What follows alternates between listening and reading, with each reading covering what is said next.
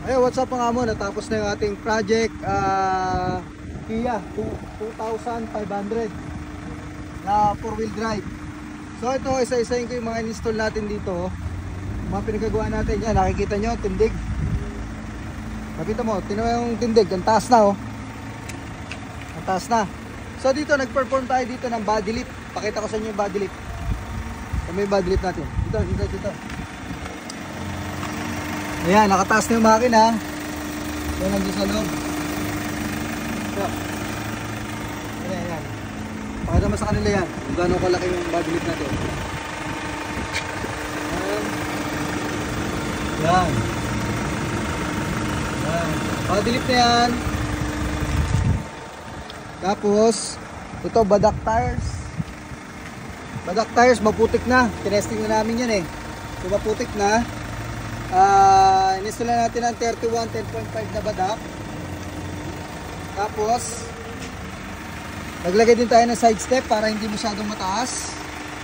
Dati kasi yung side step niya hanggang dito lang. So binaba natin since nagtaas tayo ng body lift.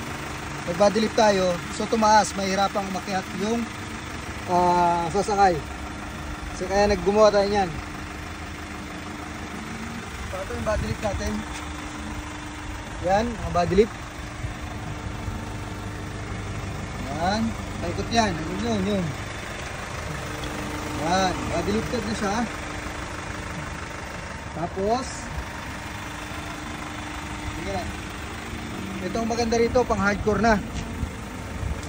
Nag-install tayo dito ng inner winch na colossal na 1,200 pounds synthetic. So testingin natin yung winch. Out. Ito.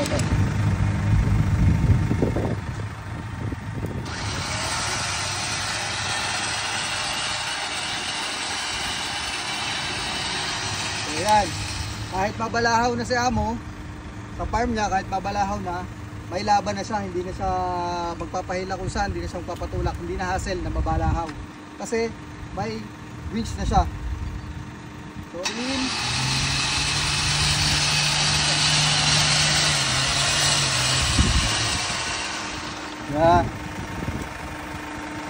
yan, hindi halatang may winch. Nilagyan natin ng winch. Opya. Tapos naglagay din tayo dito, syempre hindi natin malalagyan niya ng winch kung hindi tayo naglagay ng winch bracket sa loob. Yan, nakamount siya sa chassis, kaya napakatibay yan.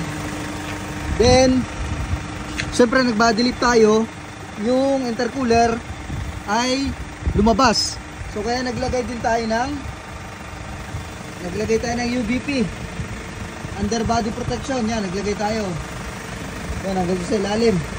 So, protektado na yung intercooler. Yan, protektado na yung intercooler dyan.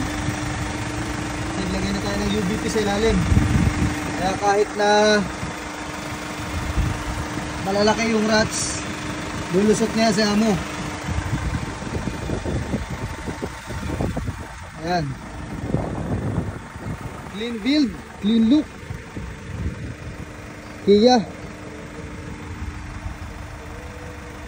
Workhorse yan, pero ngayon pang hardcore na. Sa mga gusto magpa-build ng mga amo ng mga ganitong truck na pang hardcore, andito lang po kami sa Bermosa Danghari, Imus, Cavite.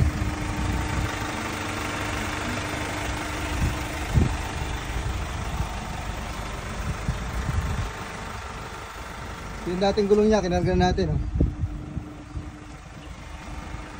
Ang laki na.